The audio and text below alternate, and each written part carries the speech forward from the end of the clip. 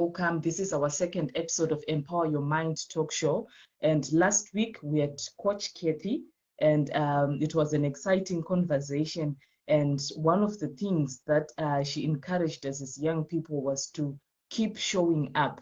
You know, whatever it is that we are doing, whatever it is that we are looking for, we need to keep showing up. So that was one of the words that I picked up, which was an encouragement to us young people to keep showing up.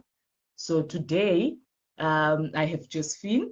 Josephine, I met Josephine in 2016. That was like 5 years ago when we were at Meatbox together. So today I'm so excited because a lot has happened during this, 5-year period. Welcome, Josephine. Welcome. Thank you, Memory, for having me on your talk show, The Revolved Generation. I'm super excited to be here and to be a part of it.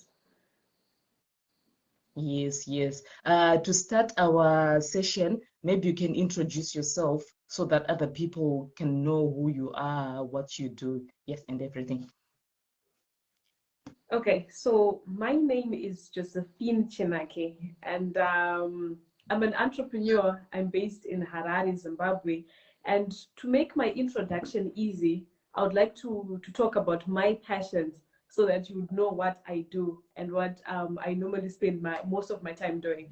So number one, I'm a climate action champion. I care very much about the environment, and recently we've been busy following up on the COP26 negotiations, what it means for Africa, what it means for Zimbabwe, and what it means for everyone else in the world. So with regards to that, I've got a startup in recycling that's called Template Recycling. So what we do in that startup, we recycle glass, we recycle plastic. And then moving on, I'm very much keen working with youth. I love the youth, because when you see the youth, you see hope, you see the future. So with the youth, what I do is I work with the youth, especially from where I come from and other areas. But right now, the projects that I'm doing now, I'm working with the youths from Sunningdale, and I teach them life skills training. And every Saturday we meet up so that we get to discuss these issues, because what we did with Sunningdale, especially my community, we did a research to see what was happening in the community, what can we do to help, and then we are addressing those issues by discussing through life skills training with the youth in Sunningdale. And my other passion is women. I love women and girls. I love working with women and girls. And in that regard, I'm part of an awesome organization that's called Project Girls for Girls, that is available in 25 countries. And I'm the team lead for Zimbabwe, and I work with an awesome lady that's called Audrey Chidawanyika. I'm sure you know her very well. So we Yes, convened yes, that organization yes. together, and we with young women and even older women, and we share and teach through mentorship and inspiration, so that people can do all things, can do leadership stuff, can get into offices that you think maybe it wasn't even possible to walk in, and even general skills like confidence building, talking, public speaking. So we touch on a lot of things. And then lastly, I'm very much interested in the Internet of Everything. So this is ICT. ICT is a huge passion of mine, and I've been working towards that with under another company. And what we do is we supply ICT consumables and accessories right here in Harare, Zimbabwe. So in a nutshell, that is Josephine Chinake. Thank you. Wow, wow, wow. You know, from the time that I was with you at Meatbox and up to Yes. now, you've done a lot. And, when you're just telling us about what you do, and, it's a lot, like it's a lot of things that you're doing. And it's so exciting to see that as young people, we are going out there, we are taking that route of, going Yes. after our passions, going after Yeah. our dreams, and achieving what we want for our communities. And this is quite exciting. So tell me, from this journey, from Meatbox to becoming one of the top 35 most influential women in tech, Yes. maybe you can explain a bit, how was the journey like? Because from where I saw you at Meatbox, we were just, Yes. young people who were still trying to Fresh out look of for college for employment. me, that was, I just finished Yeah. my undergrad. Yeah. Oh yeah. How much time do we have so that we can start on the journey? But okay. Let's If I go, say, let's go. You know what, we are here to empower people, so so from our time, I guess we have maybe 35 to 40 minutes right. together, you know, empowering other people, sharing what you are doing and what you are doing to the other young people out there. So maybe you can just summarize your journey. How was it from meatbox to becoming one of the topmost, you know, influential women in technology? How is it like, that journey and the challenges that you have encountered during that journey? Okay. Certainly, I can definitely tell you that it's not easy because it requires a lot of hard work to stay focused and do all of these things that I'm talking about, because it means that you are cutting off some Mm, other things that normal people my age are doing, but you are choosing to do other things and yeah, that's chasing true. your passion. But I'll just talk of or touch on the points that are really key for me, that are pushing me, that are push factors for myself and how I am, my whole being. So number one, I have to talk about my faith. If I don't talk about my God, I'm not doing anything, because that is my cornerstone. That's true. So I rely so much on my prayer and on my faith. So I dedicate so much time for that. And even if I'm tired to the last one, if I can, I make sure that I make my time for God. So that's number one. You need to be very strong in that area. And the next thing is when you work, or rather, let me structure it like this. You need to know yourself first. Number one, you need to know Okay. what you want. You need to know where you want to go Okay. and how you are going to get there. Yeah. So when you define yourself using those three things, where you want to go, what you want, and how you get there, that's how you will actually define your path, to say, okay, look, Josie, you want to be the amongst the 35 influential women in Africa in tech. How do you do that? So number one, you need to put the work. You need to work really, really hard. You need to put in the work. So hard work is very, very key. Number two, you need to have a very adaptive mindset. You need to know that you can learn some things, you have to unlearn some things, you have to relearn other Okay. things. Okay, let me repeat that so that you actually get this. You need to learn new things, Okay. you need to unlearn what you know, and when you discover that this does not work, get rid of it, and then you relearn, you start learning Yeah. again. So you need to have that mindset. I always like saying this: when wherever you are, you need to have an L plate, that learner's plate on your back, so that you know where you want to go, and you Yeah. continuously learn, and you learn. And then the other thing that I think was so quintessential to my story was the experience that I have um, for companies that I did not manage to work for. I approached them to say, you know what, I'm a young, passionate woman, and I would like to learn about this. Even if you don't pay me, I can volunteer my services so that I can learn from you. So you need to be very eager to learn and volunteer for yourself. And then I know it's really hard with the environment that I'm in, that if we're in Zimbabwe, everybody knows that it's kind of hard right now. But you need to have a Mhm. volunteerism mentality in you so that you learn. So when you learn, you can even approach maybe one of the biggest CEOs in Zimbabwe, and then to say, sir, I want to come here and learn for free. Please use me. Please use me. So that's how I did it. And then the other thing that I did on my pastime, I joined various clubs. I can name a few. I can say there's a club that's called She Code Africa, that's for tech. And then for my other passions, I joined programs for ecology, for climate change, so that I keep abreast of what's really happening. And this has actually brought results, because I'm actually now certified in these things. And I'm proud to say that I also got to win another very big recognition in Africa for the most sustainable business, that is in the climate sector.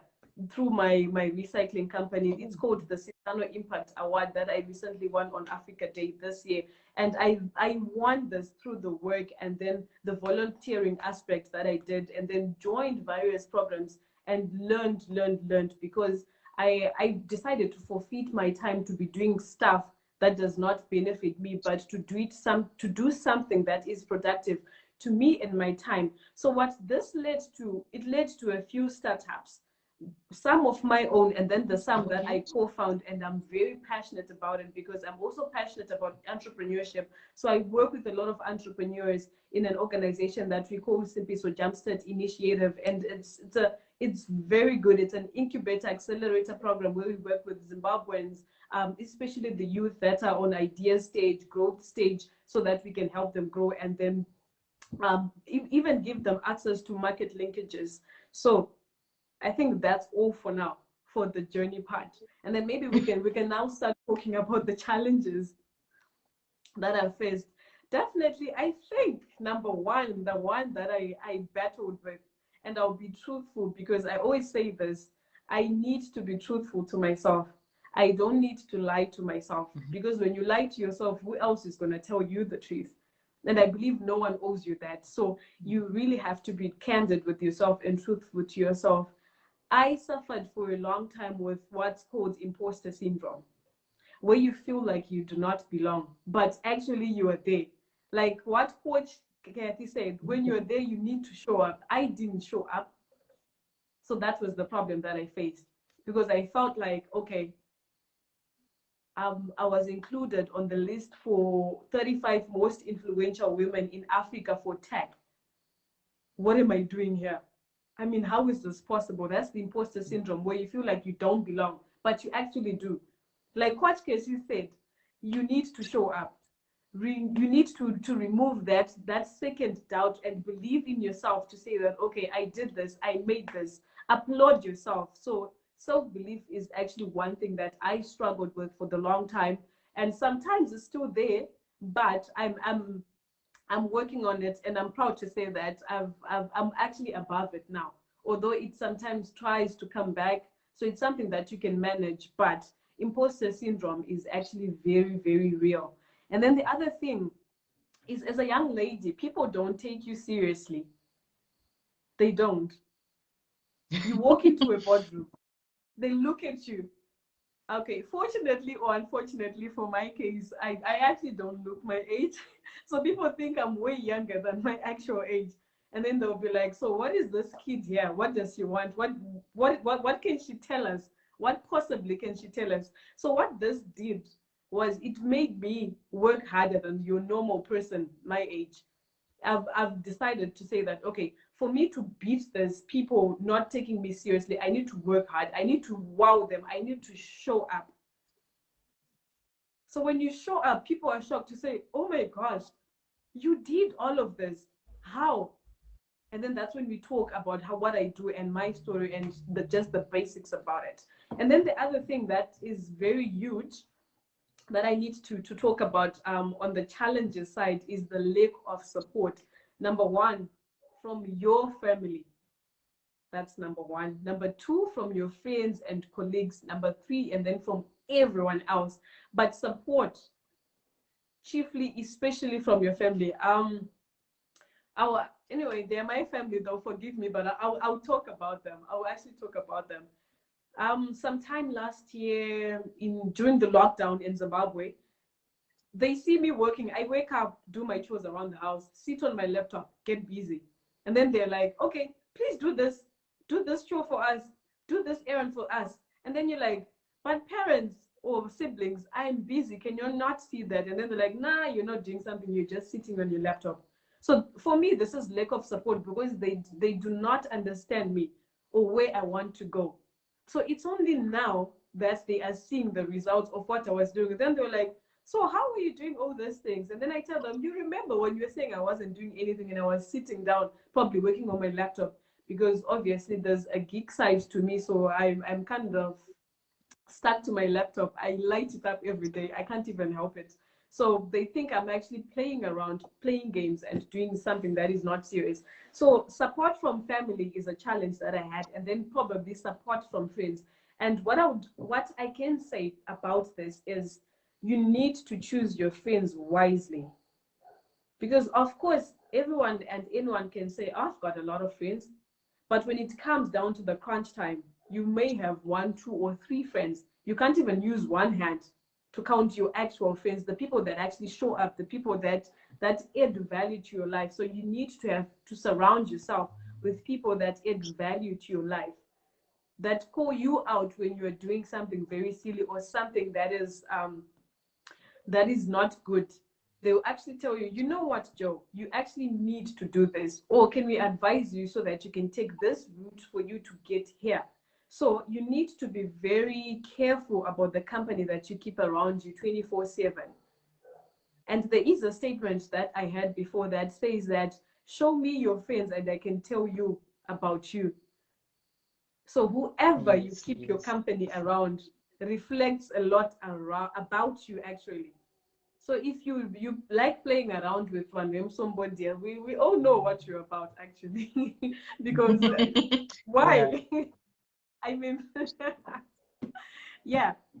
And then the other thing that is, I think that is quite common to most young Africans and most young Zimbabweans, in my case, is the lack of opportunity.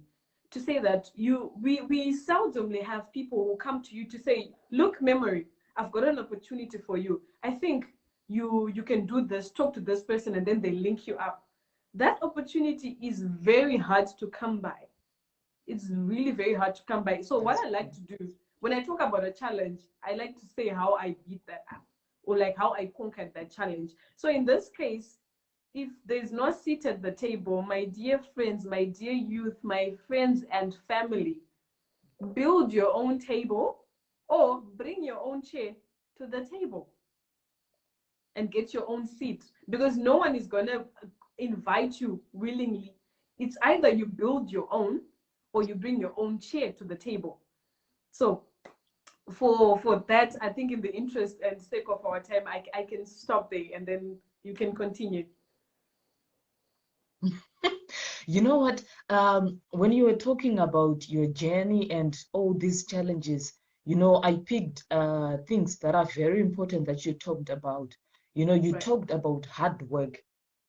I don't know, maybe for us young people, we are afraid of hard work because what it means is I'm not going to be doing what other people are doing. It also means Yes. that I'm not going to be around certain kind of people for me to Yes. actually work hard, for me to actually have that time, to go after my passion. So it is very important. And you know what? I commend you because, knowing that this is what I want, this is who I am, this is where I am Yes. going, and this is what I need to do. It's very critical in life. And I believe to all of us young people, this is very important, to know what I need to do so that I go where I 100%. want to go and who I Yes. am. Because I believe in your process, in this whole process. If you didn't know who you are, then you'll be lost somewhere along the way because you've done a lot, you've achieved a lot in this space of 5 years that I met you. You've actually done a lot, and I believe if you didn't know who you are along the way, it was going to Yes. be a challenge for you. Maybe you can You. you can talk more about you were talking about going into boardrooms, going after CEOs. I want to work for you, I want to volunteer. How do we get that um access to those doors? Because I believe there are also young people out there who say, I want to go there, but I don't know how to go to Econet, or I don't know how to go to the biggest banks and say I want to volunteer. Or maybe what I have, they don't need what I have. So how do we do it? How do we come up to that point where you say, I am prepared to go and knock on this door so that this door opens no matter what is happening or what the situation is like? Okay. I would like to say that this is the 21st generation.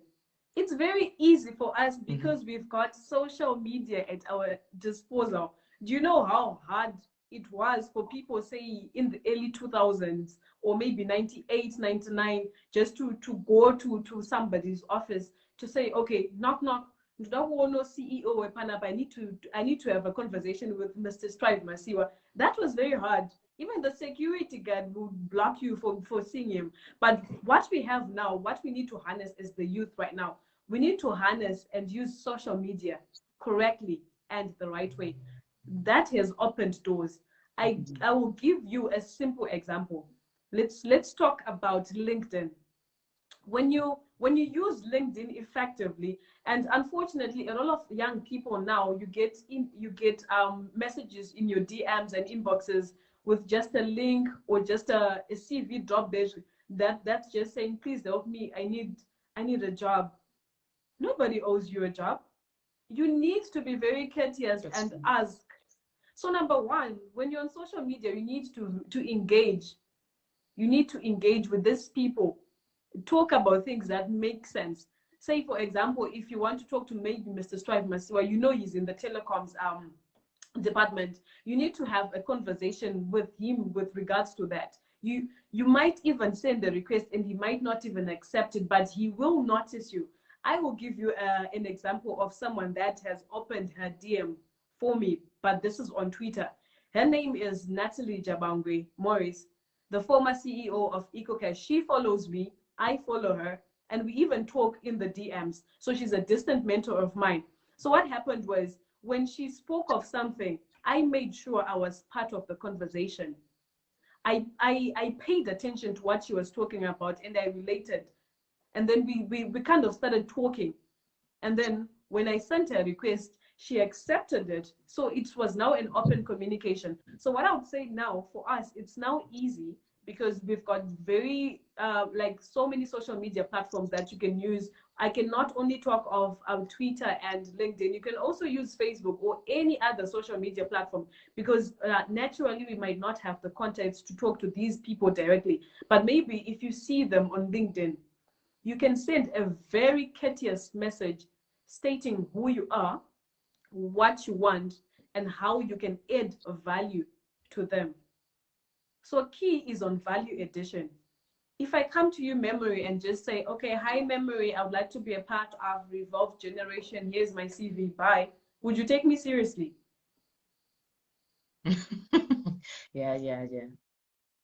You see now. So the way you talk to these people, the way you relate to them, and then when you send a very courteous message to say, hi, Memory, my name is Josephine Chinake. I'm so much interested in helping the youth and working with the youth in Zimbabwe. I'm an impactor and I love seeing development. I'm a social impact disruptor. So this is how I can add value to Revolved Generation. You state your value additions and how it benefits them because it's not about you. You tell them how you want to help them achieve their dream. They'll certainly welcome you with open hands to say, you know what, welcome my child. I'm looking for more young people to work with like you. That's how I think you can actually open doors and bring your own chair to the table. Wow. I know Rumbi had said maybe you should tell us about how you brought your own chair to the table. And I believe you have talked about some of these things. Maybe you can add on if you left other things so that other people out there learn what does it mean to say bring your chair to the table. What does it really mean? Because for some, maybe it's just it's a metaphorical meaning that is okay, just bringing a chair to the table. But there is more to that statement, than what it actually says. So Rumbi here had asked, maybe you can tell us more how you brought your chair to the table. Yeah, definitely. So there are two kinds of people. One, they are workers, and then there are those who provide jobs. So they are intrapreneurs. These are workers, people who excel very much working for somebody. That is very normal. There's nothing wrong with that. How do you bring your own chair to the table as an intrapreneur, somebody who grows through ranks from maybe the bottom up in any organization? Number one, I'll still talk about value addition. If you don't bring value to the table, no one is going to take you, because you're just like every Jack and Jill out there. You don't benefit them in any way. So in an organization, you need to be different. You need to have your own unique differentiator to say that, personally, as Josephine, when I enter an organization, this is what I bring. I bring the innovation with me. I bring the disruption with me. So you being in an organization, when you are maybe exchanged from department to department, they see your value, they see what you have done, the work that was done, that hard work. And then that is totally fine. That is another form of you bringing your chair to the table through value addition. And then the second type of people, these are entrepreneurs. These are creators now. These are the people that start startups. So in my case, I'm an entrepreneur. I've built several organizations, and I'm a co-founder for a few. So I'm an entrepreneur. I like building stuff and creating the jobs. So this is how you bring your own chair to the table. So in those two contexts, I'm sure you can find one category that you can actually fall in. As an entrepreneur, somebody who rises within ranks in a company, and then an entrepreneur as somebody who starts and builds businesses from scratch, providing jobs and sustainability to other people. And I hope I've answered correctly. Yes, yes, yeah. I believe she's also listening. Yeah, that's very profound. And I believe to young people out there, we are getting, 1 or 2 points from there, and you can actually pick which category you actually fall in and know how to navigate from there. This is quite interesting. I saw Kathy was saying relevant content in conversation there. She's actually enjoying this discussion. So yeah, it's interesting, to just learn how others are doing it. Because honestly, to tell you the truth, hard work is actually involved. And it's not that easy to say, I just woke up and this is what I have in my hands. There is hard work behind everything, and it's quite difficult. I loved one thing you talked about support, when you were talking about, having friends, having family who support you. It's very difficult for young people nowadays. You're doing something, no one actually supports you. No, or what they do is they just come to your DM and say, wow, that's it. When you're looking for more out there, when you get support from people, you actually know that you are not alone in doing this. And sometimes the journey is hard.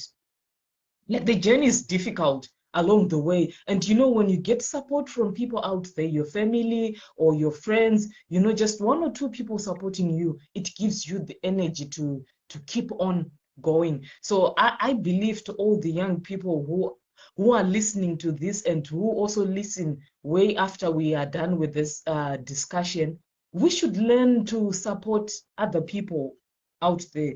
Just supporting someone, you don't need to support with money or anything. Just showing up, knowing that, Josie, Exactly. what you're doing it gives you energy. Yes, you just need, it's not really about money, to say, maybe if you give me money, then it means you've supported me. Just knowing that Rumbi is there, or Tafadzwa is there, or Josie is there, my family is there. It gives you that drive, to keep on going. I loved what you were saying, and I was also learning, at times this journey, it gets hard, with Revolved generation, all that we're doing. Yeah, it does. At times it gets hard. But when you meet other people who are struggling as well, but they're excelling, they're showing the hard work that they are putting, and they are getting results out of it, then I would want to continue, to keep on going, because I know that I will get the results that I'm looking for. Yeah, it's quite good and encouraging to know that, young people out there are also are going through what you're going through, and they are also excelling. They have results to show that it's not for nothing. I am working hard and we are getting the results. I love that. Maybe you can talk about you talked about Sunningdale. earlier on when you're introducing yourself, you're talking about the project that you're doing in Sunningdale. That's the Sunningdale Book Drive project. Maybe you can Yes. share with us what you're doing in Sunningdale. Yeah. Okay, so the community that I come from is Sunningdale, and for all those who know Sunningdale, Sunningdale who ghetto, and I'm very proud to be a ghetto girl. There's no shame in that. So what I wanted to do with my community was I set myself down to say, okay, what do I like? What am I passionate about? Of course, I'm in a community. What's lacking? And then we address the other issues by then doing life skills training, me working with the youth right now in Sunningdale. But then, because I'm somebody who likes, in fact, I love reading. I just don't like reading. I love reading. And I think my background can actually report as well. I love reading. So in Sunningdale, we Yeah, I have can see it. a community library.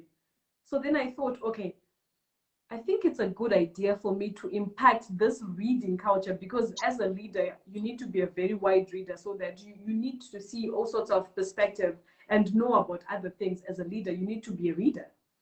So for me to pass on this reading culture, I thought of maybe, what if I just build a library? At first, the idea scared me personally to say, oh my gosh, Joe, can you do this? But then I was like, okay, I need to show up. I started a book drive. And right now, I can proudly tell you that I've got over 1,000 donated books that I have that are being used by the youth in Sunningdale. And right now, we're actually working with the responsible people and officers for us to get like a piece of land, say 300 square meters, where we can actually build an actual library. And when that is done, Oh, wow. that will be very content. So that is all about the book drive. And for all those who are listening and those who watch later, if you've got old new books that you don't want and you want to give away, please DM me. I will come and pick them up from you, and then we can help put a reading culture to the people of Sunningdale, the community that I come from. That is about the Wow, Sunningdale. wow, that's wonderful there. I think we can also post your flyer on our page as well, so that other people who want to donate books, they can also get in contact with you. This is wonderful. You know, you moved from just an idea to now getting land to actually build a library. I tell you, we really need that in our community, and it's yeah, I'm so happy. Yeah, The idea is to start yeah, 100%. that's quite a lot. Hmm. And I hope people in Sunningdale are actually happy about it and are benefiting from it. I believe in a few years' time, we'll be actually having testimonies of people who have used the books, who have used the library, and how people have developed, which is something that we need in our society. We want Yes, to talk, then walk to talk as well, not just talk and then do nothing about it. Yes, this is wonderful. that This is wonderful. Maybe you exactly. can, as you are talking about Sunningdale, I believe you have noticed some challenges that young people face in our nation. I believe whatever you see in Sunningdale is also a reflection of what's in Kwadzana as well, what's in, Kwekwe out there or in Gweru, because we are all of the same generation and usually we go through almost the same things because we live in the same nation. What do you think are the challenges that are affecting us right now as young people in Zimbabwe or Africa as a whole? What are the challenges, the main challenges that you think we are facing right now? Okay, I think some of it I've touched on it, but I'll just reiterate. The issue of opportunities, I spoke about this. If opportunity does not come to you, Hmm. you have to go out and find it. That's number one. And then the other Okay. thing is information. Right now, there's a lot of information lying around, but the challenge with that is, Tina, as the youth, we do not use the information. It's readily available to anyone who has a Yes. smartphone, to anyone Yes. who does not. a smartphone, there are platforms for you to get free information so that you can actually use it. So that's the challenge with our generation or the young people in Africa right now. We do not want to learn. We do not want to have the knowledge to use the information. We don't want to look for it. Oftentimes, this information is actually there. So we are not utilizing this information. It's readily available, but we don't use it. And then that's a challenge. This is why Africa is not growing at a more faster pace than the other African youth in other continents. It's because, of course, maybe they might have the latest tech gadgets like the iPads, Wi-Fi readily available. But for you, a normal person like me, you've got a WhatsApp bundle. Do you know that there's a chat box out there where you can just type the name of a book and then the book is given to you for free? Do you know that? Oh, really? I didn't Yeah. know. I didn't know about that. Out there, but people don't use it. That's the challenge, you see. So that's the challenge with us and my peers. We've got a lot of information disposed to us, but we do not use it. So we need to be very cognizant of that. Maybe you can also, maybe you can highlight it in the chat and pin the comment. How do we do it? Because I didn't know about it. Honestly, yeah, I didn't. I'm one of those. I didn't know about it. So I think what I will do after this live chat, I can go back to the comment section and then I'll actually write the instructions because it's a bit long, and then I'll link you to the person who's got that facility so that you can actually even directly talk to him on how you facility. Yeah. So moving on, the other thing that we are facing as the youth in Zimbabwe and maybe Africa as a whole is time. Time we have, but time we do not have.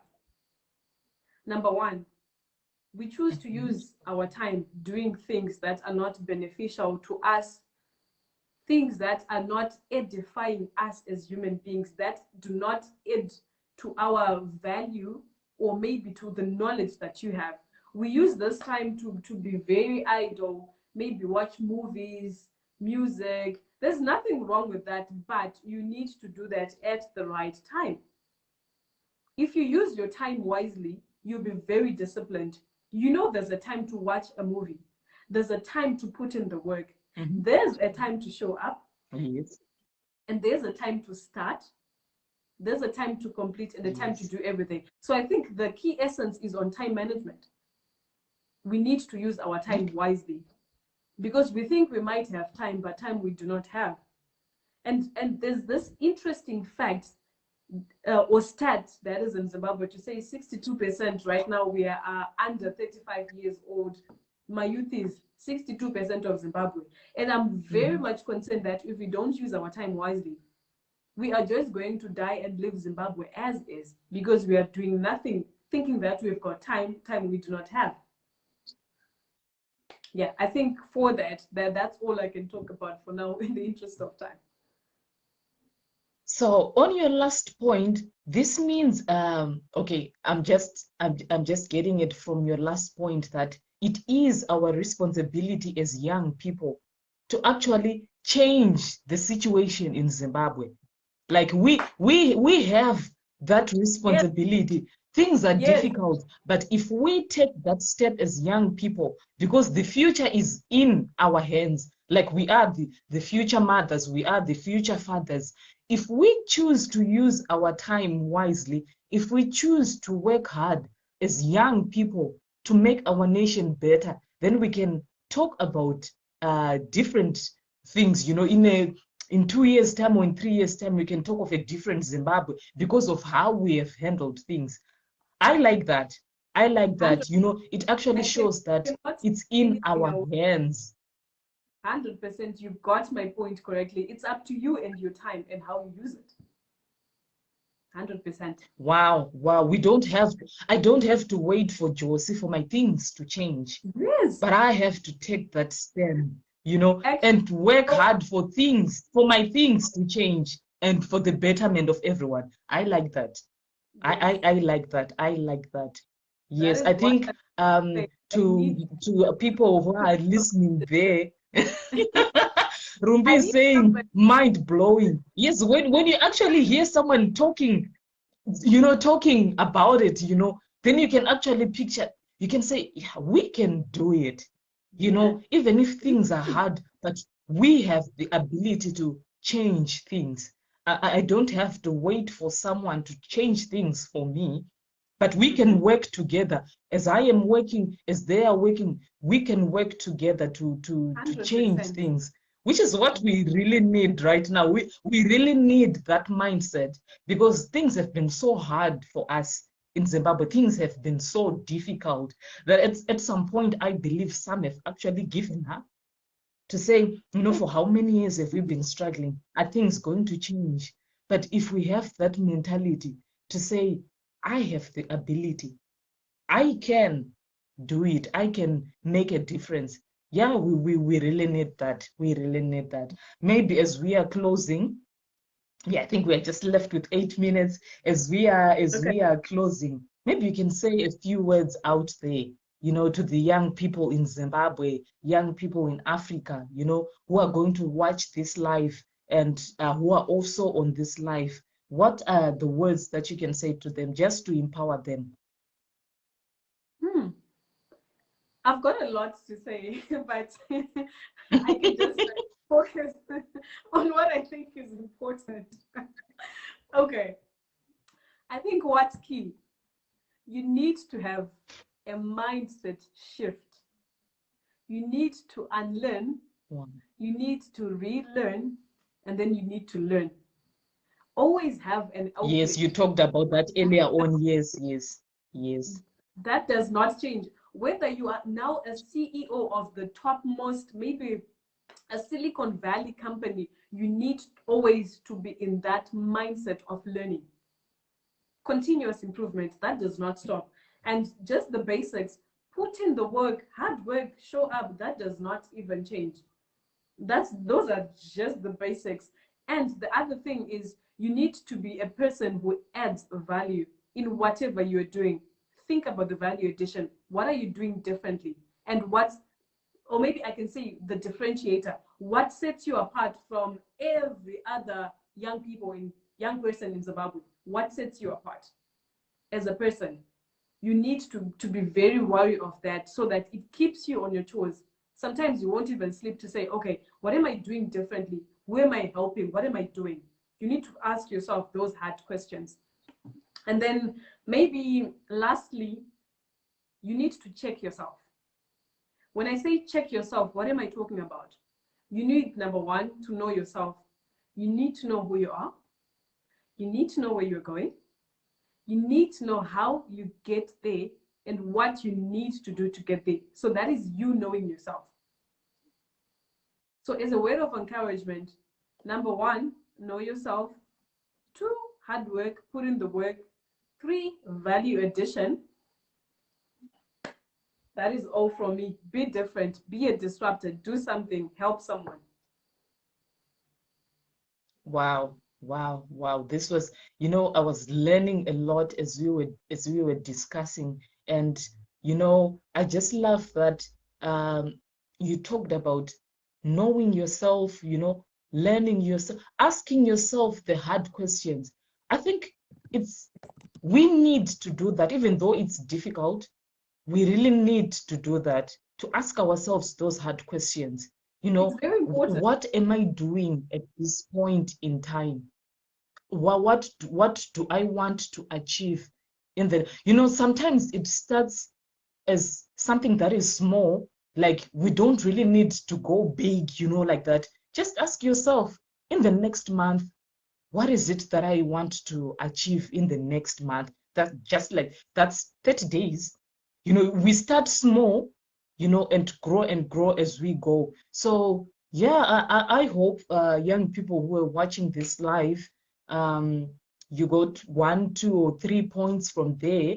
And I learned a lot from the discussion with Josie. I think we lost maybe a network, but I believe we've all learned a lot from what she was talking about and what she has experienced in her journey. And it's inspiring. I believe that you have been inspired. And to all those who are going to watch this replay, you will also be inspired to make that difference, to ask yourself the hard questions, to learn, to relearn certain things, to unlearn certain things, and develop as we go. This is the end of our session. We have lost Josie, but it was a good time, and we had to learn a lot from what she has experienced as a young person. To all who have joined us, thank you for joining us, and I hope you will join us next time. There's Maya, Daniel, Chiedza, Rumbidzai. Thank you for joining us. We will see you next time on our episode 3. I hope you enjoy your day. Thank you very much.